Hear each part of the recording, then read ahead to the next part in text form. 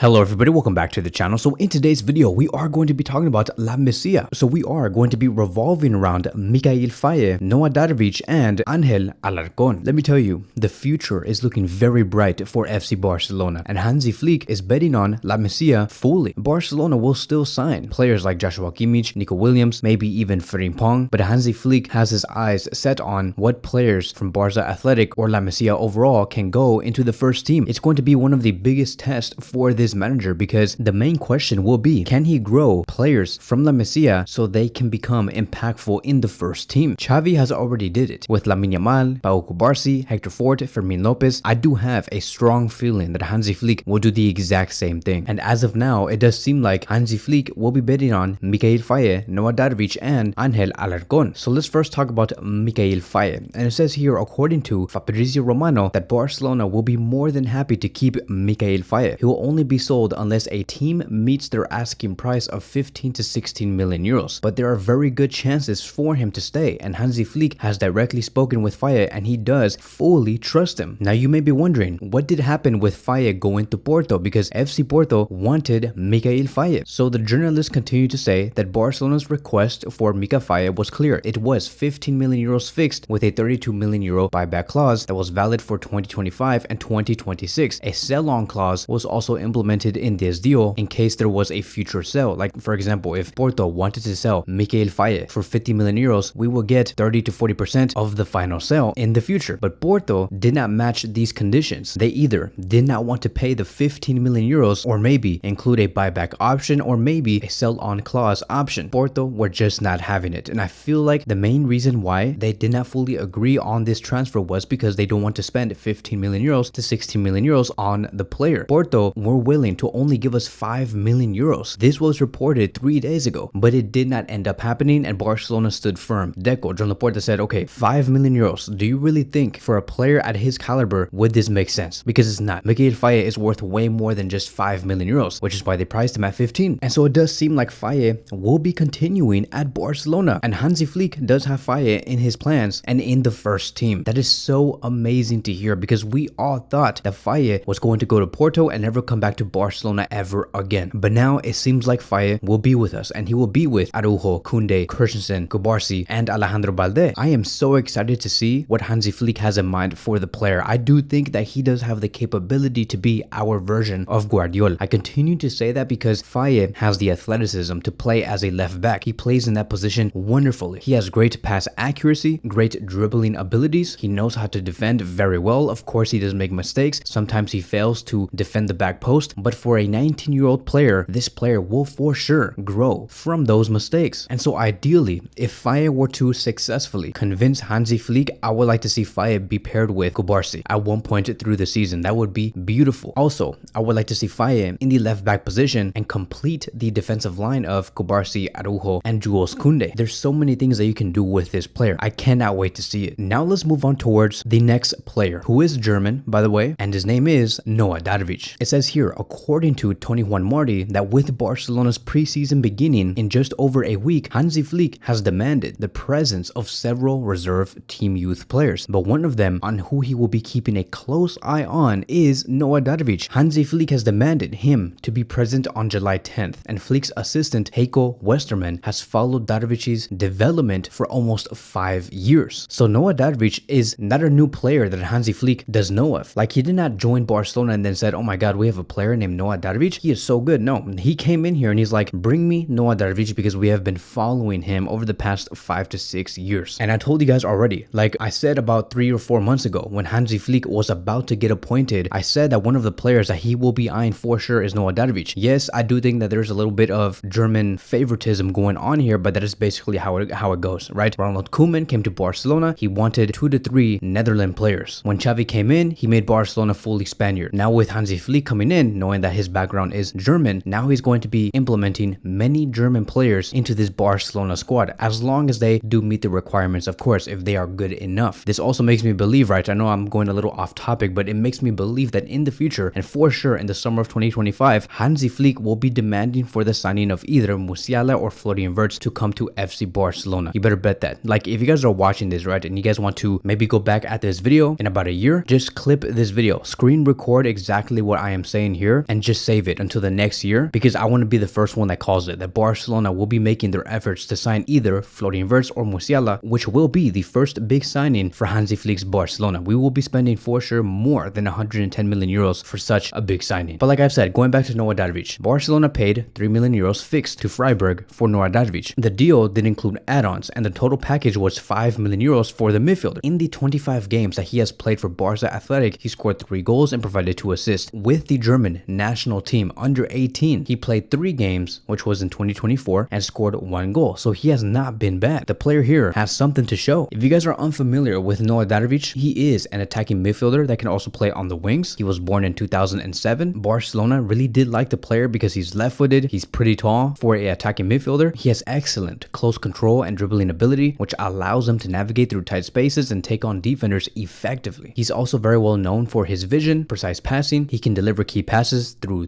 balls that create goal-scoring opportunities for his teammates. He does possess powerful and accurate shots also, so he's almost a complete number 10, but his decision making to make himself available in space for his other teammates is something that he does need to work on. He has a great first touch, great ball control, so there's nothing to worry in regards to that, which does help on maintaining possession and to transition quickly into the attack, which is something that Barcelona will be doing. So he's definitely, for me, a pure creator. I do think that his main position will be in the 10 role within a 4-2-3-1 system, or if it's a 4-3-3, he will be the number 8. Don't be surprised if Hansi Flick eventually uses the player to play on the wings, because he's quick and he's agile and he has ability to accelerate very quick, and he does have a lot of stamina. Stamina is not a weakness for him. He has great endurance. He can maintain a high level of performance throughout the match. Moving on towards the last player, now we're going to be talking about Angel Alarcon. Now, this is going to be one of the most interesting players for me as of right now, because it has been said, according to Mundo, that Angel Alarcon will be one of the youngsters who will begin preseason training with the first team on July 10th. Hansi Flick spent weeks updating himself on the player, and he has at his disposal in the youth system, both through videos and internal club reports, and has decided that the player will be one of those chosen. Now, this is not the first time that we are talking about Angel Alarcon, because I'm pretty much surprised on just how many people don't know who this player is. I did make a video on him about 2 or 3 years ago. You can find that on my YouTube channel. Just search up Barca Media and then put Angel Alarcon. I did talk about the player maybe in 2021. So this player is not new. Like, he was at Barcelona for the past 10 to 15 years, coming through the youth academy. The reason why we stopped talking about the player is because he has not stopped getting injured. If you do look at his injury history here, you can see that everything started in the 2022-2023 season when he got a torn muscle bundle injury, taking him out between May 5th all the way until September 30th, 2023. So until the next season, he was out for 148 days. So once we got into the next season, about 6 days later, he went through a hamstring injury, which was in the 2023-2024 season. So on October 5th, he got the injury and took him out until November 17th, 2023, taking him out for 43 days and missing 6 games. And then when you go up the list, you can see a month later, on January 4th, 2024, yet again, he got another big injury, which was almost the exact same injury, which was the hamstring injury. And it took him out from January 4th all the way until May 17th, 2024. So he basically played nothing last season. Like, he played nothing. He was out for 134 days and missed 18 total matches. So today, we would have been talking about Angel Alarcon if he never got injured, because this guy here, he knows how to score goals. He has agility, he has great speed, but unfortunately, he was not able to really make a statement last season. When he returned, by the way, 2 days later after his recent injury, which was around May 18th, he did score immediately and was assisted by Pau Victor. And as you can see on these frames here, you can see just what type of player he is. Once Barca Atletic regained possession of the ball from the opposition, they move forward, and then you can see Angel already making that bursting run behind the defensive line. The defenders did not even see his run. He timed it perfectly, and then he waited for Pau Victor to get the ball, passed it to Angel, and Angel was already on the run into open space. He's very intelligent when it comes to that, something that Hansi Flick would really appreciate, and that is how he was able to score the goal for Barca Atletic and placed it into the bottom right corner. So he's a speedster. He's fast. Think of Theo back in 2012. That is exactly who he is. And so within the games that he got last season, which was not a lot, like I've said, he only played 8 games, 7 in the league and 1 in the youth league. He scored 2 goals in total, 1 goal in the league and 1 goal in the youth league. So literally, he did not have any impact. But you better bet that if he was injury free, we would have been talking about him today and how he should be within the first team. But now we are at where we are at. Angel Angel Alarcon has the chance to prove something, and I think that he will. Angel Alarcon is a valued talent because he has the ability to play on both flanks, both on the right flank and on the left flank. And so that is it right for this La Masia report. Let me know in the comment sections which player excites you the most. Is it Angel Alarcon? Is it Noah Darvich? Or is it Mikayil Faye? And so that is it. That is going to be wrapping up today's video. Thank you guys so much for watching, and I will see you guys in the next one.